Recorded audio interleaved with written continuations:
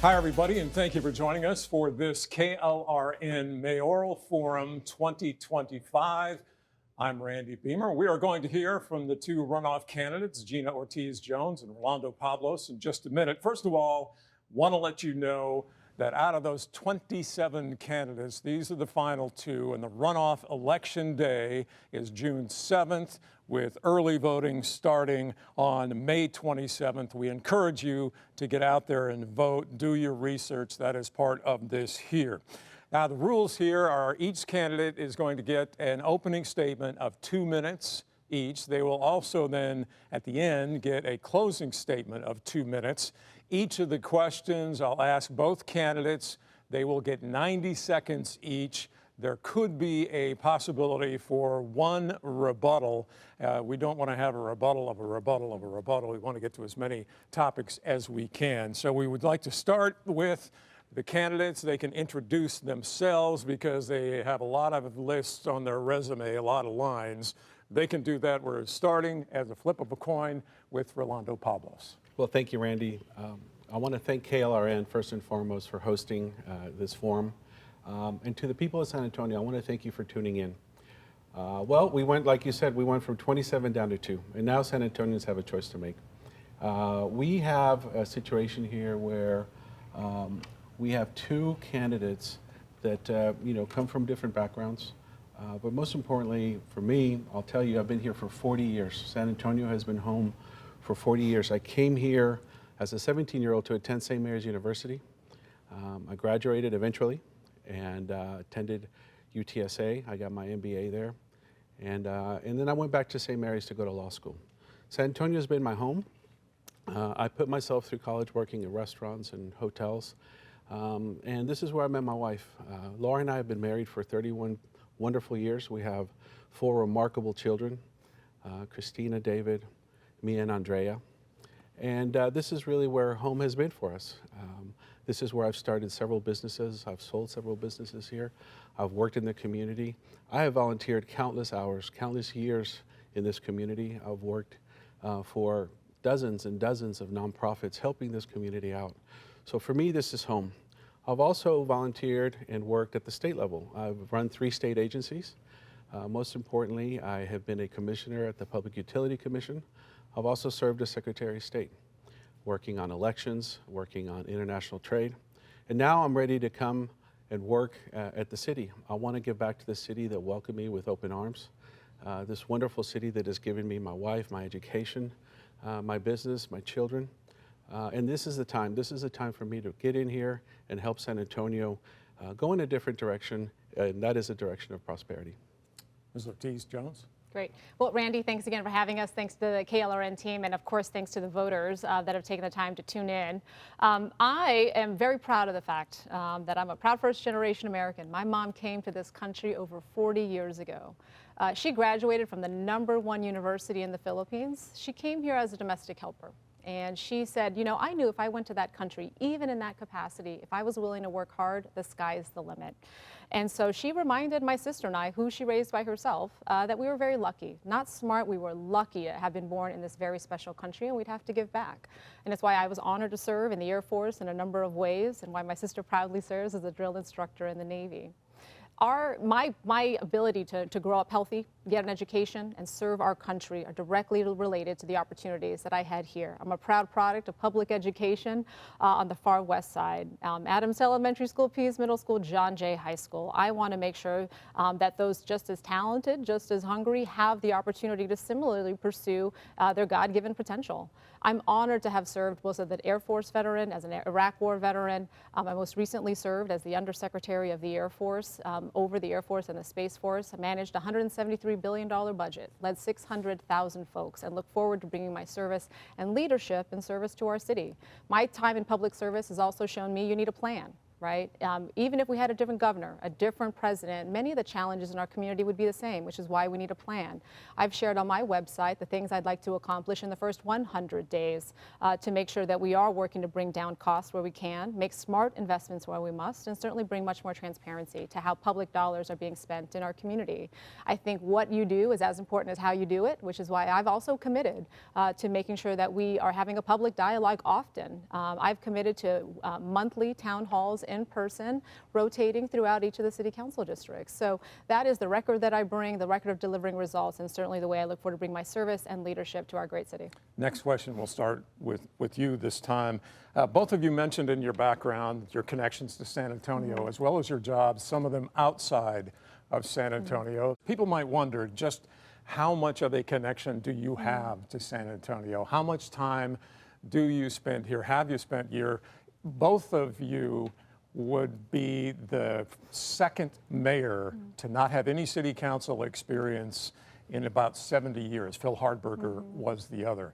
How connected and how much can you hit the ground running, knowing the problems of San Antonio, or will you have to get up to speed? Well, I'm very proud of my record of public service. I think all of that, from serving at the intersection of our economic and national security at the Office of the U.S. Trade Representative, to, yes, making sure our men and women had what they need to do the nation's work, and also making sure we were making smart investments. Those are the two questions I ask myself every single day as the Undersecretary. Do my folks have what they need to be successful? And two, are we making smart investments? I think those are fundamentally the same questions that a mayor has to answer, and make sure we're being judicious with the resources in our community. Again, one of my concerns is really making sure that we take a sharp look at the budget. I've already sat down with the city manager, for example, as we've talked about some of those challenges, and having led a large budget, very complex, as you can imagine, at the Pentagon, really bring that skill set, but also make sure we're prioritizing and making sure we're not taking any undue risks, making sure we are meeting the needs of our community, certainly making sure our first responders have what they need to be successful. But if folks visit my website, GinaOrtizJones.com, and they look at the ways in which I want to support public education, I'm a proud product of all Title I schools. Look at the ways in which I want to make sure we've got sufficient affordable housing in our community. I know what it's like to need a Section 8 voucher. And certainly making sure that we're being thoughtful about how we're serving the next generation, how I want to make sure we're shoring up, for example, pre-K for SA in our community. If we are serious about addressing these long-standing inequities, it's going to take leadership skills and certainly courage to do those things, and I bring that in spades. Mr. Pablos? So the question was about our involvement in the community. Let me tell you, for the last 40 years, I've been heavily involved in this community. I've served in nonprofits. I've been the chairman of the Hispanic Chamber, chairman of the Free Trade Alliance. I've taught university level classes at both UTSA and at the U of H campus here. I have volunteered in many different situations, such as the homelessness task force that Phil Hardberger appointed me to. I've also worked at Morgan's Wonderland. I've been on the board of Morgan's Wonderland. I recently, got off of the board of that wonderful institution. I sit on the board of Special Olympics Texas. So my record is clear as to what my involvement is in San Antonio. I have gone as far as publishing my resume on my website, pablosformayor.com. I invite everyone to take a look at everything that I've done. It's 2 pages long. Not only have I gotten my education here, but I've worked here, I've started businesses here. And look, I've worked at City Hall. I've been down there. I was a former chairman of the Small Business and Economic Development Committee in charge of the SPADA ordinance. So I have been involved heavily in this community. And the only times that I've left have been to serve the state of Texas and my hometown of El Paso, where I grew up. But I've been here for 40 years, and let me tell you, it's been wonderful volunteering the vast majority of my time, working with this community. We have the relationships, and I'm ready to hit the ground running. There's not going to be any time for trying to learn, because I've already learned. I've already known. Next question I'd like to respond to that. I'm glad that Rolando brought up Mayor Phil Hardberger. I'm actually honored to have his endorsement in this race, as of that of Mayor Julian Castro. This is Military City, USA. Right? I'm a proud Air Force veteran, Iraq War veteran, and certainly my time as the Undersecretary of the Air Force understand the unique role that San Antonio plays when it comes to our national security. So San Antonio is not only military city because we have a large military presence. we are also Military City USA because we disproportionately send a high percentage of our young people to serve in our military. And if our city is not producing enough healthy enough kids, academically prepared kids, it is in fact a national security issue. So I know the importance of strong leadership from my own personal lived experience, but having seen it at the highest levels of government, why we need to take care of home base and make sure our city is well led. Next question, we'll start with Mr. Pablos, and you touched on these, but if you could put in order your top 3 priorities as mayor, and also maybe what San Antonio has spent too much time on in the past decade or so, what would you put lower on a priority list in the current city council? Well, I've talked about this consistently, and that is that 60 years ago, the poverty rate in San Antonio was 18%. And today it's still 18%. That worries me, because poverty is the root condition that drives many of the issues that we're seeing today, like crime, homelessness, neighborhood blight, our public health situation that we have here. All of that is driven by poverty. So no one can tell you that they're going to address those issues unless they also have a plan for eradicating poverty. And I want to be able to start that. And my plan involves aggressive job creation. I mean, job creation is extremely important. Quality education and fiscal responsibility. We have to make sure that our taxpayer money is being spent in the right places. We can't allow for our money to be spent on preferences. It's got to be spent on the priorities, and the priorities are our basic services. And I intend to tackle that immediately. Crime is also a big issue. Today, the San Antonio Police Officers Association issued their endorsement of me. They understand and they know that I'm serious about crime. And I will not defund the police or fire department. I've already been very clear about that. We have a budget deficit that we need to address, but police and fire are off limits. We will not touch those budgets. I, as an Air Force veteran, as a national security leader, understand that a leader's #1 job is to keep our people safe. I want to make sure, and I've sat down actually with both the fire union as well as the police union to hear directly from them. And I would take a look at making sure that there were sufficient levels of readiness, right? Again, this is exactly what I did as the undersecretary, making sure our folks were trained, they were well resourced, the equipment was ready to go, and we could meet the needs in our community. We cannot afford to make assumptions about how ready some of these units are. So I would take a hard look at that. I'm also very proudly endorsed by Sheriff Javier Salazar, somebody who has been outspoken in making sure that public safety is front and center, but also has been compassionate about making sure that people are clear, especially in this environment, with confusion about who may show up to the door, for example, in some of these immigration enforcement related activities. I sense quite clearly the fear in our communities. I've talked with communities all throughout, and let's be very clear, we are less safe as a community when folks are not clear who will show up to the door, whether you're a victim of domestic violence or whether you're a victim of wage theft. So I think it's important we're looking at public safety holistically, and I would certainly look forward to doing that. Next question goes to Ms. Ortiz-Jones first. One of the biggest news stories recently has been around what's called Project Marvel, variously defined. It would include a number of things, including renovation of the Alamo Dome, renovation expansion of the convention center, new convention center hotel, possible land bridge across 281, and most controversially, possible new Spurs arena. Where do you stand on that? It's still being worked out, possible vote in November. Should there be that? And how much public money should be spent? Well, thank you for similarly sharing my assessment, which is we need more details. I've been very clear. This could be a generational opportunity for our community to address the generational inequities in our community, and I think that's how we should be looking at this. And I would fully support that as long as San Antonio gets a good deal. But we've got some pretty basic questions that we need answers to. How much is it going to cost? Who is going to pay for it? And how is the city going to benefit? Right? Let's have some answers to those questions, and I think then we'll be better positioned to really think about this. Because look, as I talk to neighbors, as I go into neighborhood associations, people remember discussions and some of the broken promises around some of these other publicly financed sports venues. They remember the promise around the Alamo Dome, right? Like, hey, let's use public money. We'll build the Alamo Dome. That'll make us competitive for an NFL team. The Brahmas are cool. That is not an NFL team, right? Judge Nelson Wolff has talked about the deal that he negotiated which is that in exchange for using public resources to build the AT&T Center, we're supposed to get 20% of the Spurs' annual profits back. Now, he said that is the deal he negotiated, and he said over 20 years we got zero of that. So I think, again, it's fair. We make sure we've got basic answers to these questions. How much is it going to cost? Who's going to pay? And let's make sure we've got a good deal for our community.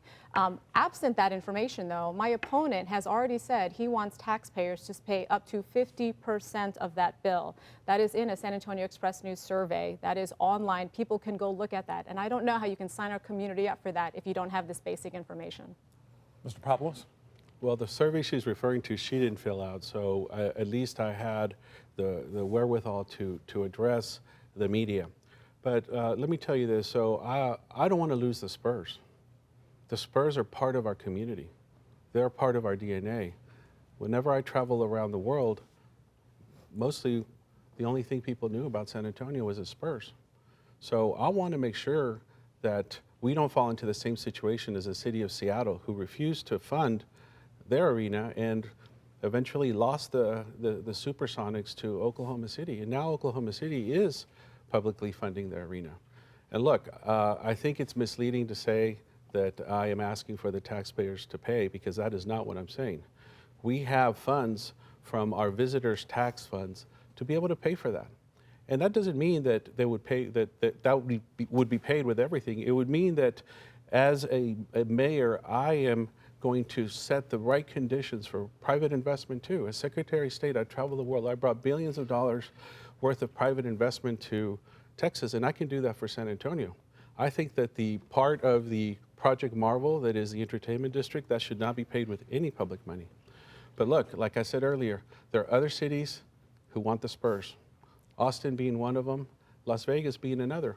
But I will in no way burden the taxpayers. I will not put this on the back of taxpayers. We need to make sure that we understand, and I'm going to commit that we're going to do this out in the open without NDAs, and so that the entirety of San Antonians can see what it is, and then they get to decide. I'd like a rebuttal. Okay. I think you can fight to keep the Spurs here, which I will do. I think you can also make sure our city gets a good deal, which I will do. I think it's really important. Folks could go look at that survey and how it was worded, right? What percentage do you think is appropriate, minus resources from the general fund, of city resources do you think is appropriate to pay for this? That's a very clear question. He said up to 50%. I am not going to sign my city up for a bad deal when I don't know how the city is going to benefit. This is very basic information that we should have. So I'd be very concerned about somebody who calls themselves a fiscal conservative but is going to sell our city out in that way. Again, I want to make clear that either of you could ask for a rebuttal after the second answer to a question. The next question is for Mr. Pablos. Over the past 10 years or so, the state legislature and Governor Abbott have gradually reined in, or some would say clawed back, some of the city powers of a home rule city, not just in San Antonio, but across the state. The Death Star bill, so-called, was passed the last session of the legislature. That's in limbo in the courts, but there's another one now that would be go even further to possibly limit how much money cities could actually spend on some of these things. Where do you stand on limiting the power of San Antonio? Should that continue to be challenged, as San Antonio is right now? And how would it affect what you do as mayor, if you're mayor in the next 4 years? Well, I'm not afraid to go up to Austin and challenge these decisions. I've done it before. But let me tell you, I think part of the reason why this bill is being proposed is because our exorbitant debt that we have here in San Antonio. We are in debt to the tune of over $22 billion. That's $14,000 per person. So I do believe that it's time to rein in that debt. I haven't seen a debt eradication plan being proposed by anyone. We have one. And let me tell you, I will not allow for the state to come in and tell us what to do. I want to make sure that with regulatory uniformity, that we have it. It's only fair for everybody to have the same regulations that apply to everyone in the state. particularly when you have situations like city limits between, say, for instance, San Antonio and Leon Valley. We have to make sure that those regulations are aligned, and that's part of the purpose of this so-called Death Star bill. I will tell you, it looks like the Death Star bill is going to survive the legal challenge, and so we have to get ready to be able to address that. And with the relationships I have in Austin, we'll be able to go up there, make a case for San Antonio. We will not sell our city out, but I will be there fighting for San Antonio, and that's really what I intend to do. I will be very clear about who I am beholden to, and be very clear both with our community as well as with, frankly, state and federal, about the consequences of some of these actions. San Antonio, we know what is in our best interest. We know the investments we need to make when it comes to infrastructure and making sure that we're doing that equitably. We should have the right to be able to do that. I think that is, as I hear, continually, that is the concern with Rolando Pablos, is that he owes Greg Abbott a lot. Right? And we should be very concerned about how he would keep those promises to Greg Abbott if that sacrifices and puts our city at risk. I would like a rebuttal, please. Sure. So, talking about owing people a lot, my opponent has spent $13 million, Washington, D.C. money, in this community running for office. She's run for office twice already. She's run for Congress. She's a D.C. outsider coming in who parachutes in here only during election period. And so for her to say that I owe Greg Abbott, when in fact she's the one that's been coming in here probably at the behest of people from D.C., is, I think, ridiculous. And the next question is actually off of that to you, Ms. Ortiz-Jones. Both of you have connections outside the city, big funding from outside the city, and are beholden, some would say, to partisan groups that are not in San Antonio. How do you tell people that you are going to be a mayor for all of San Antonio and not for Democrats or Republicans outside of San Antonio, both of whom have said they would like to develop a bench of candidates, including yourselves? When you look at who is supporting me, for example, one of these groups is Vote Vets. They are very clear about wanting to help veterans who are interested in continuing their life in public service. Look at the things that I have on my website. Look at my record. They've also, I think, people are supporting. I'm very proud of all the local support I have as well, in terms of the agenda that I look forward to, again, bringing down costs where we can, making smart investments where we must, as well as, yes, bringing more transparency to some of these public investments. So I think it's not only my record of public service that I bring and that people are excited about, but also what I've done. They also look at what Rolando has done and understand what a risk that he would be. I mean, during his time as Secretary of State, he was sued by the League of Women Voters, by the NAACP, for engaging in activities that they said could lead to voter intimidation. This was because of the voter commission, right, where the Trump voter commission was asking for that personal voter information. And oh, by the way, they had a specific interest in folks with a Hispanic surname. And so he was willing to do that. Other Republican secretaries of state said no. A Texas district judge had to order him not to share that information. So when we look at our records of who they are beholden to and who they're willing to sell out, Rolando Pablos has already shown that he's willing to sell out the people of Texas, and that would be disastrous for our city.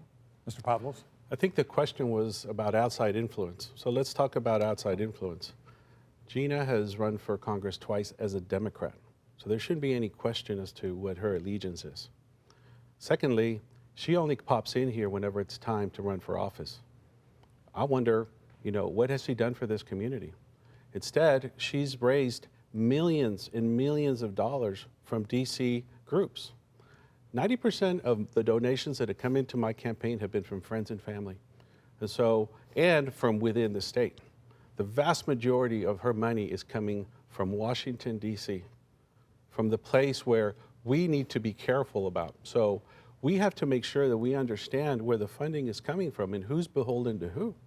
Because if she's taking in 13 million plus from Washington, D.C. interests, let me tell you, where's the line going to be drawn as it relates to who's beholden to whom? And so I urge you to take a look at where her funding sources are coming from and take a look at where her allegiance is. This is a nonpartisan race, and Gina Jones is making this partisan. Ms. Ortiz-Jones. Yeah, well, it's Gina Ortiz-Jones. Make sure you get it right. What? Yeah, no, make sure you get it right now. Make sure you get it right.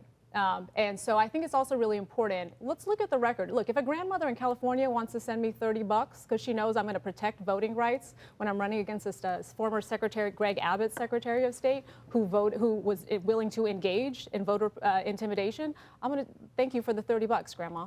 Let's also, though, look at his time when he was on the Utilities Commission, when he voted to increase 3 times the cap, the electric cap. Right? Again, who are you beholden to? What is that going to mean for our community? What is that going to mean for the most vulnerable in our community? That's what people need to ask themselves. Next question goes to Rolando Pablos first, and we're coming up on a budget for San Antonio where the city manager has said there will be a compounding shortfall over the next few years. How will you go about cutting a budget, and what kind of budgeting do you want to apply? Zero-based budgeting, as some have said, or not? Well, look, I think the most important thing is that we need to come in and we need to audit our city's finances. I need to understand where we've been spending the money. You know, I've been running on fiscal responsibility, and that's what we need right now. We need to be able to protect the taxpayers' money, and we need to focus on basic services. So what I would like to do is I would like to ensure, first and foremost, that our fire and police get funded first. We will not be making any cuts.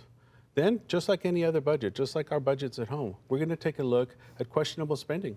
We need to take a look at whether we're spending the money in the right places. And let me tell you, I guarantee you that if we go into our budget, we'll find areas, and I will ask our city manager to take a look at areas that need to be deprioritized. We have serious issues with law enforcement, with public safety, serious issues with homelessness. We have a lot of priorities that we haven't been looking at, and so I want to make sure that we take a look at that. I've proposed a Sunset Commission accountability standard for the city of San Antonio, just like the state of Texas has.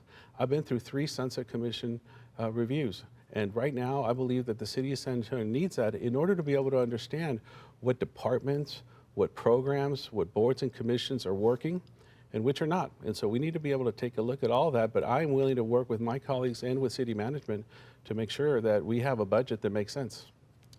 Ms. Ortiz-Jones? Yeah, this is, everybody knows that the budget is a moral document, right? Tell me how you spend your money, I'll tell you what you care about. And I think it's really important, you know, given my experience at the Pentagon, I know how complicated these large budgets can be, and it's why we have to be really thoughtful if they're going to be changes. Again, I sat down with the city manager not too long ago just to make sure, you know, we had a good at least a peripheral understanding of how they see it now, but also the work that that would need to be done to ensure we had sufficient insight into the impacts of some of those changes. I want to make sure, yes, we are doing what we need to do to keep people safe, serve our most vulnerable. I mean, I've been to the senior center in District 9, right? There are some services we need to make sure are protected because of the vitality of that to certain vulnerable communities. I also want to make sure that we are understanding and minimizing the long-term risks of any of these changes, right? These are the kinds of conversations I want to have with our city staff. I know we have an auditing function as well that has a couple of reports, and this would be the time to figure out which of these can we implement now. Where might we might be able to also identify some efficiencies across the 30 some odd departments. The city manager identified some already, and I think there may be more. Again, I think the zero-based budgeting, though, is a tool. It still is dependent on the priorities that need to be set by the leadership team. But I've been very clear. We've got to make sure we keep people safe. We've got to serve our most vulnerable, and we've got to minimize long-term risks. I'd like to rebuttal, please. Sure. Nowhere in there did I hear from Gina her commitment to not defund the police. We have to make sure that we're committed to our police and our fire. As she just said right now, we have to keep our people safe. And public safety is number one. And so I've already been public about committing to not defunding the police and fire department, and I haven't heard that from her. Hold on. Well, you can't rebut. Well, you can answer that in the next question. Want to explain to that. viewers that we establish rules where we won't have rebuttal versus rebuttal, but the second person who wants to rebut can answer in the next question, which will be to her, Ms. Ortiz-Jones first. Each of you have mentioned a number of times in your first debate generational poverty as one of your priorities, specifically with what the city has now and is likely to have in the near future. How can you address that issue. So just to be very clear, what he didn't say is that he wouldn't defund senior centers, right? So again, it's an example of like a theatrical thing that he wants to do. I am committed to making sure our community is safe. We will look at the data to make sure that we are doing that, as well as minimizing any risks, long-term risks, and certainly serving our most vulnerable communities. When it comes to addressing generational poverty, look, I'm a first-generation American. Reduced lunch, subsidized housing, those are not things I have read about, Randy. Those are things that I experienced. And so I know sometimes folks need a little bit of help. But because of that, and because of my Title I public education, I was able to grow up healthy, get an education, and serve our country. That's why on my first 100 days, I've been very clear about the ways in which I want to help working families. I'm proudly endorsed by several unions, teacher unions. I'm proudly endorsed by the AFL-CIO, because they know that I'm going to be cognizant of how we can make sure we're best supporting working families in our community, whether it be, again, looking at how we can expand the pre-K for SA program. I would argue if we had more pre-K for SA, we wouldn't need so much ready to work, right? Lots of literature shows where we've got the highest rate of investment, right? Highest rate of return, rather, because we can't tell Northside or Harlandale ISD what to do, but we as a community can commit to say, we're going to give you the best possible product and really set our community up for success. I've also been clear about the ways in which I want to increase housing that is affordable in our community. That'll be important in the bond, but I think you have to have a leader that is going to be focused and driving that and really looking at the data to make sure we're making progress, and I'll do that. Mr. Pablos?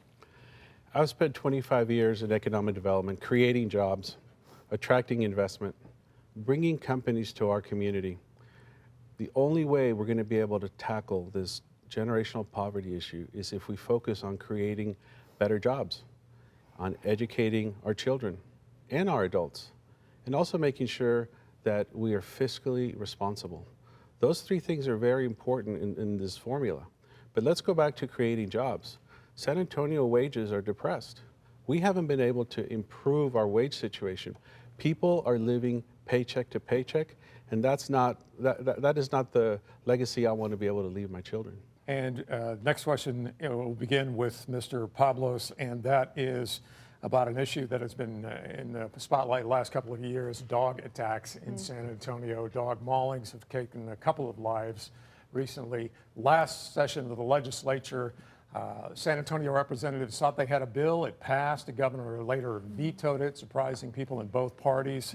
This year they're trying again. What would you do about the issue of loose and stray dogs in San Antonio and addressing dog attacks and those who own dogs guilty of that? So with respect to strays, I think the first thing we need to talk about is compassion for these animals. We can't be putting so many animals down every year after year after year.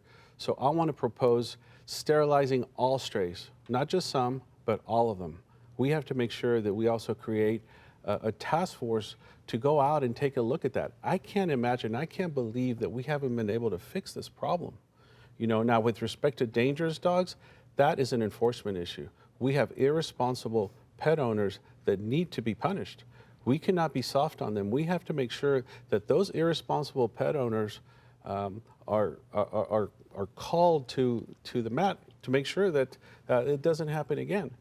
When we have this terrible situation in putting these dogs down, we have to focus on the root cause of the problem. The root cause of the problem for strays is sterilization. We need to make sure we have that in check. And the root cause of these dangerous dog problems are the irresponsible pet owners, and we will fix that.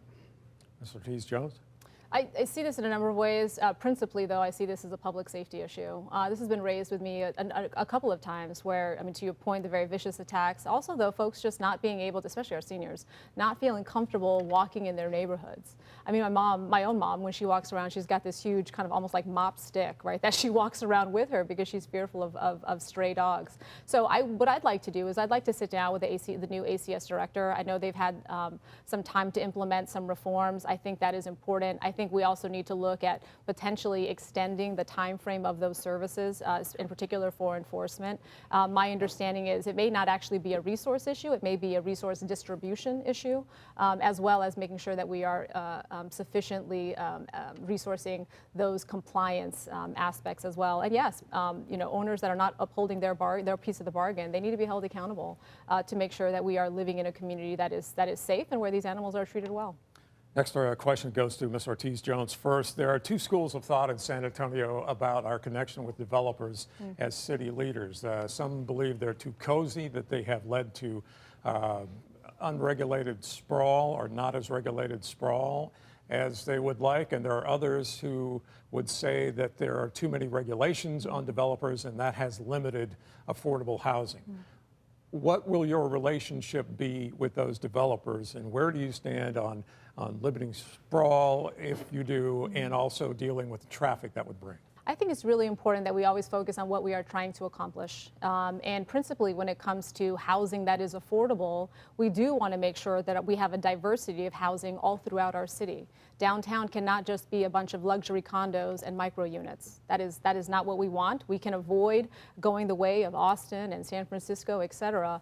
But I think we need to be thoughtful about that. And that, yes, that does include conversations with developers. We need somebody to build the stuff, right? I think it does require leaders, though, that are going to have the courage to say, no, we can't do all luxury first, and then all market plus, and then all market, and then we finally maybe one day get to the affordable, right? We've got to have that mix all throughout. And I think a really smart policy, and this is something I look forward to working with developers as well as other stakeholders, is understanding how we might use some of these developments to bring back parts of town that still have not come back after COVID, or have not come back as a mix of COVID or some of these delayed construction projects. Go check out the Strip, for example, and maybe Randy, I don't know if you probably don't spend too much on the Strip, but I mean, folks remember that this is a very vibrant part of our town. Unfortunately, that has not come back again due to the delayed construction, which has meant lost businesses, as well as due to COVID. So how can we be thoughtful about diversity in housing units to bring back some of these places and ensure that, look, somebody that is for example, the bartender at Sings I just talked to the other day, they shouldn't have to live in almost Medina County to afford a place to live, right? We can do better than that, but it's going to take leadership, right, to balance the interests between developers and other stakeholders. Mr. Pablos? We have to stop scapegoating groups. We have to stop vilifying developers in the city. We have to make sure that we have the leadership to bring everybody together. As mayor, my job will be to create the conditions for dialogue. We have to make sure that we address the overregulation issue, and then we also have to make sure we have what we need with respect to inventory. I'm very concerned about workforce housing. There are many businesses up on the north part of town that can't hire people because they have to come in from the south part of town or other parts of town. So I want to make sure we work with developers.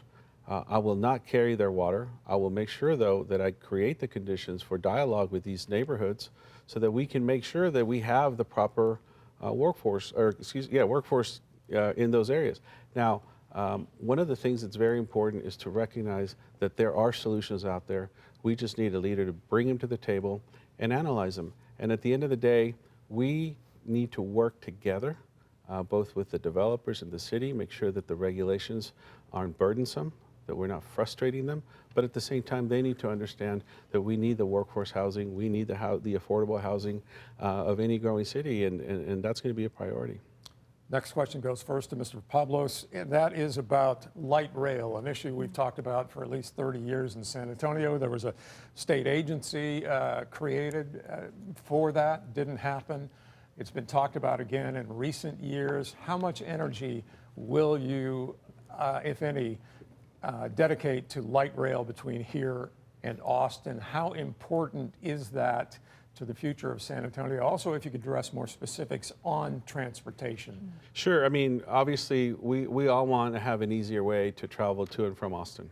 I mean, I-35 has become a nightmare. With respect to the light rail idea, I mean, it's been out there, and I really don't understand why we haven't been able to accomplish that. Obviously, it's an expense issue. Dealing with the current railroad companies, I think, is also an issue. But we cannot keep going down the same path with this traffic situation that we have here. As we talked about, workforce housing is one way to try to help reduce traffic, but we also have, a situation where we need the right type of public transportation. Right now, VIA has these rapid bus lines that they're developing. There's so many people that are opposed to that. I want to know why. I want to understand what is the proper solution for this, because from an economic development perspective, we need to show the world that we can get their employees from point A to point B as fast as possible, get people back home so they can spend time with their families, make sure that small businesses aren't burdened by, having their employees stuck in traffic. So for me, the traffic congestion problem is a situation we need to address. But look, I would love to have light rail between here and Austin, but for whatever reason, it hasn't been accomplished. I'll take a look at it, but it's not going to be a top priority. We've got traffic here in town that needs to be addressed first. Mr. Ortiz Jones. I think it's an interesting project. I think it could make a lot of sense. I think we are entering an environment of fiscal uncertainty. So I want to make sure that that project and how it's currently laid out would still make sense for our community in light of, again, all the other competing priorities. When it comes to transportation, I mean, this is an area that I think would be an area I focus on, in particular, our relationship with TxDOT. I've spent a lot of time on the south side. I was just actually out at Brooks hearing from their leadership team yesterday, and the importance of some of the infrastructure that they're looking there, not only north-south, but also east-west, to ensure that that part of town is able to keep up with the demand. But also, as we look to have more shovel-ready sites, you've got to have the infrastructure that also shows these prospective corporations locating here that we're ready to support that, and things aren't kind of on the way, but they're ready to go. So, we're the 21st largest manufacturing exporting region in the country. I look forward to working with San Antonio Manufacturing Association, South Texas Business Partnership. How do we go from 21 to 17 to 14 to 13? And then, hey, greater SATX, the chambers, help us make our case in Austin, help all of those folks understand why we need this infrastructure prioritized over other infrastructures in the state to make sure that San Antonio gets a good deal and we get those projects on time to support our economic growth long term. Next question goes first to Ms. Ortiz Jones, and that's about downtown. What is your vision for downtown? And some would ask downtown versus the rest of the city. But what is your vision in terms of tourism versus residential versus business development, that balance? Where would you push for more? Tourism, residential, or business? How would you do that? So I sat down with Trish DeBerry at Centro to understand what their current plan is, because I think our real focus as a city should be bringing more large corporations, Fortune 500 companies, to San Antonio. Right now, they call it a central business district, but it's really a central tourism district, right? Downtown is really there catering to tourists, and that's okay as we move towards something else. I think it was important for me to understand kind of how are they looking at, for example, some of the housing needs already. One of their goals is to go, right now we're at 12,500 families downtown. They want to go to 25,000. And again, this is where it's going to take thoughtful leadership to make sure that's not all luxury, but also, hey, that person working the valet at Hotel Valencia or that person in the cleaning staff at the hotel, that they've also got a place where they can live that is, one, affordable, that is safe, and that is within a reasonable distance. So I think we can, one, focus on business development. I think a key part of this, as I've heard actually with business leaders, is really addressing homelessness downtown. Actually, not only is 2/3 of our city budget spent on public safety, 2/3 of Centro's budget is also spent on public safety. So we have to address the homelessness issue because it is in fact affecting our competitiveness to bring businesses to downtown and frankly keep them downtown. So I think it's really important that we are looking at also supporting small businesses that would like to be downtown. Look, folks don't come to San Antonio for Rainforest Cafe, okay? And so their goal of having 75% of those small businesses downtown be local small business, I think that's a great goal. Now we need a plan to achieve it, and I look forward to driving that plan. Mr. Pablos? So if you look at every vibrant city has a vibrant downtown. So we need to make sure that our downtown is a vibrant downtown, that it's a safe downtown, where people live, where people work, and where people play. We are a tourist destination. We have to make sure that we double down on making our downtown attractive, because that really is the first impression many people get when they come here from out of town. An entertainment district will be a wonderful thing for San Antonio downtown. When meeting planners look to send their conventions to places, they look at where the convention center is. They want to know whether that convention center not only has the amenities, but also that the district around it has the entertainment opportunities for the people to come here and enjoy. I worked downtown for 10 years. I office downtown. I know downtown extremely well. We need to fix the Riverwalk. The Riverwalk needs repairs. We need to make sure that our Alamo and Alamo Plaza continue to be the shining example of what is San Antonio. And we saw the state government bring in a lot of investment to that Alamo Plaza. One thing we need to make sure is that we don't close the streets the way we've been closing them. We have to have better coordination because there are a lot of small businesses that have suffered because of this insensitive street closures that we've seen throughout the years. I mean, when projects take 1, 2 years to construct, I don't think it's fair. And that is the image that we get, that our visitors get of San Antonio, and that's not what I want. All right, I wish we had more time for questions, but it's time for closing statements, and I believe you get to go first, Ms. Ortiz-Jones, on that. Well, Randy, thank you again. Thank you to KLRN. Thank you for reminding everybody why public television is important. I'm an avid fan of PBS NewsHour, by the way. But look, I think you've seen tonight a very clear difference in prioritization and how we would think about serving the community and our priorities. Again, I'm a proud first-generation American raised on the far west side, very cognizant of the opportunities right here in San Antonio that allowed me to grow up healthy, get an education, and serve our country, which was why I've been honored to dedicate my life to public service. Proud Air Force veteran, proud Iraq War veteran, most recently served as the Undersecretary of the Air Force. And I look forward to bringing my service and leadership and service to our city and addressing our most pressing challenges, right? Managed a $173 billion budget, led 600,000 folks. I was also honored, though, as the Undersecretary, to knock down those barriers. One of the most formative experiences that I've ever had, Randy, was having to sign a piece of paper when I was at Boston University, and it said I would not engage in homosexual behavior because don't ask, don't tell was the policy at the time. So my opportunity to get an education, serve our country, die for our country if need be, all that goes away just because at the time we didn't have enough leaders with the courage to say anybody ready or willing to serve their country should have the opportunity to do so. Not only was that formative for me, so that when I served as the Under, I was challenged myself to be the leader that I could be, the best leader that I could be, which I had when I was as that young person. But it also, though, instilled in me the importance of when you are leading, when you are driving the decision, make sure you always question, who am I not hearing from, and why am I not hearing from them?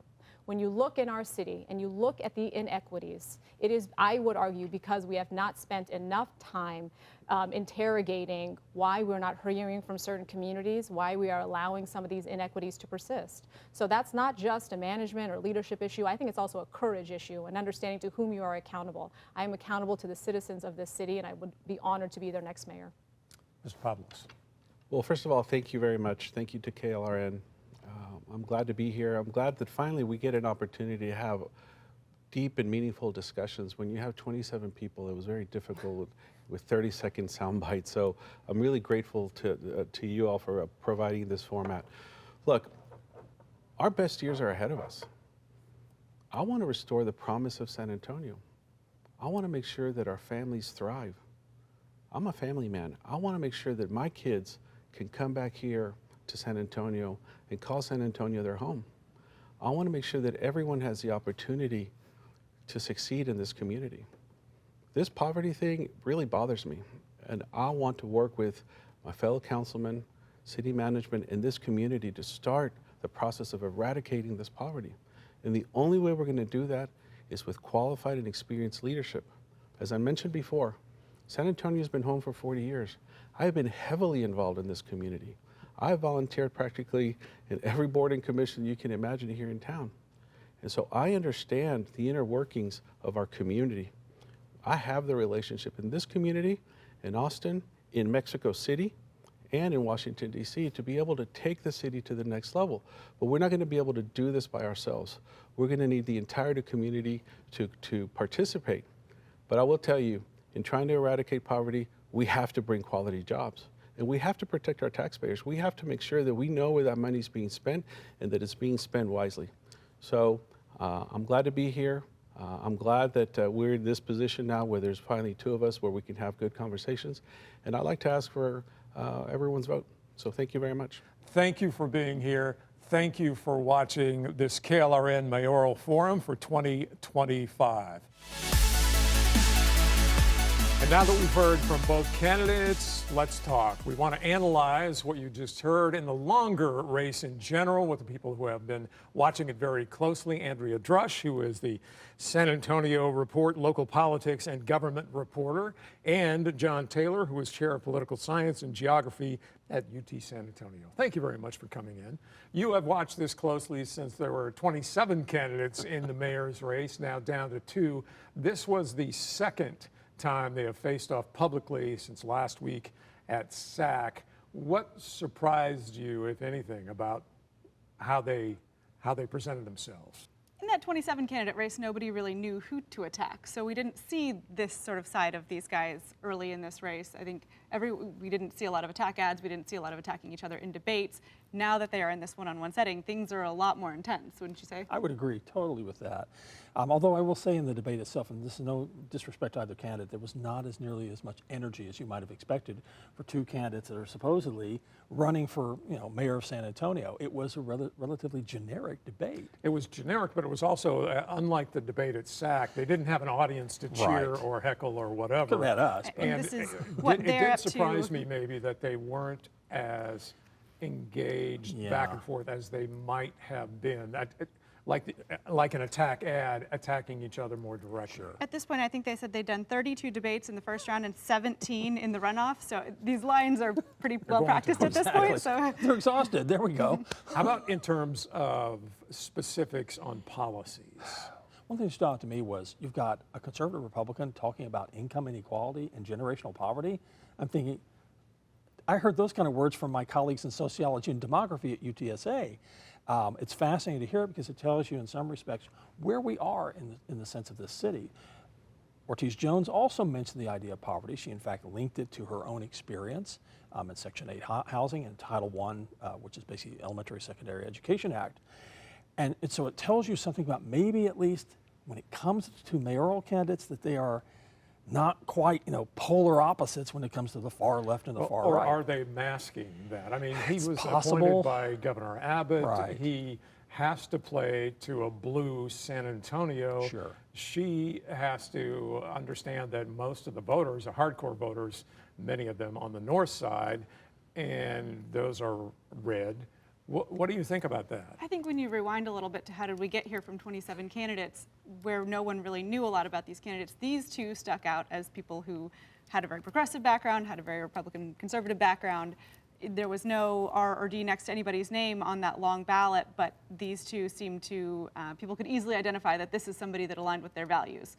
And so that partisan nature of the race maybe was brought in by the candidates, but also brought in just by the outside money that came in and just sort of an oversimplification of a field, whereas all of your council candidates had sort of a similar socially liberal, pro-growth, pro-business background. These were the two that had more clear partisan backgrounds to voters. And while they talk more generically about what they might do, in the attack ads that are going to be funded by those outside PACs, they can't be generally supporting a candidate, but they can be attacking the other candidate. Oh, yeah. We've already started to see some of those. Is it going to, where do we go there? Is it going to get ugly? I think this debate was kind of ugly. I feel like the runoff debates have been ugly. Well, I guess I'm being more generous to them by thinking it wasn't quite so ugly. There were points there. Personally, You're right. Personally. When she was correcting him for Her say my name? name That's correctly, right. And then DC outsider, yeah, that one and as brought well. up the amount of money that went into her congressional races from DC. Her talking about his connections to Greg Abbott. And then asking in general, who does he owe? Who does he kind of respond to and such. So there's a little bit of that there. What issues do you think are going to really push this race, if any? I didn't get a sense really of any one particular focus. Project Marvel, yes, that's been in the news a lot. Yeah, like the many budgeting. facets of Project Marvel. Right. Like she's talking about the affordable housing aspects and is downtown going to become unaffordable, and her personal experience with Section 8 housing and his background in economic development and how that informs his experience there. But like, there isn't a prevailing issue at this No. moment that people are very upset about right now. It's not like the last mayoral race where it was about crime and public safety. Now they both mentioned crime and public safety, but it's not that burning issue that it was just a few years ago. Even in 2023, when we had Proposition A on the ballot, it was Right. very much about funding the police and are you with the police, are you not with the police? He's still talking about that, but it doesn't really seem like that is what other candidates for mayor have had success with in some of the other big cities that have moved those mayorships a little to the right. Those were the issues that people talked about. But in this instance, it feels a little like... And this is not Houston from last year, John Whitmire versus Sheila Jackson Lee, where crime was a major issue there. You're not seeing it drive this race. I will say, and it's my own personal bias, I was a little torqued that they both danced around the question of light rail, because it's not about commuter rail between San Antonio and Austin. It's about light rail within the city of San Antonio and transportation access, particularly when they go back to income inequality, transportation access for public transportation. What didn't they say that you expected them to say that maybe they had said in earlier when they were 27 candidates? Or are there third rails that they don't want to touch and that they'll let the attack ads go for? Culture war issues we didn't really hear much about. They didn't bring them up. No. Immigration.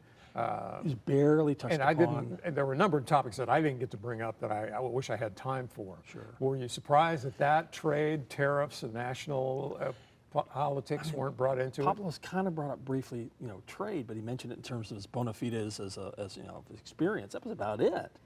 And she's been talking about school vouchers, Right. which were signed on the day of the election, or day after the election. That has been sort of a culture war issue to bring up in this. But and not as much as you would think for these two very partisan candidates. I guess that the outside groups probably will take care of that for them. Probably.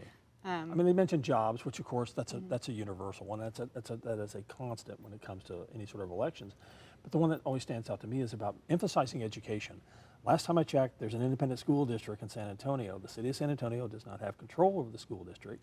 You can press, you can push, you can bully pulpit, but ultimately it's not the city's responsibility. And that sounds awful to say, but it's not. Words we didn't hear in that debate, either woke or MAGA. Thank God. But I mean, those are dog whistles to one side or the other. Exactly. Or both.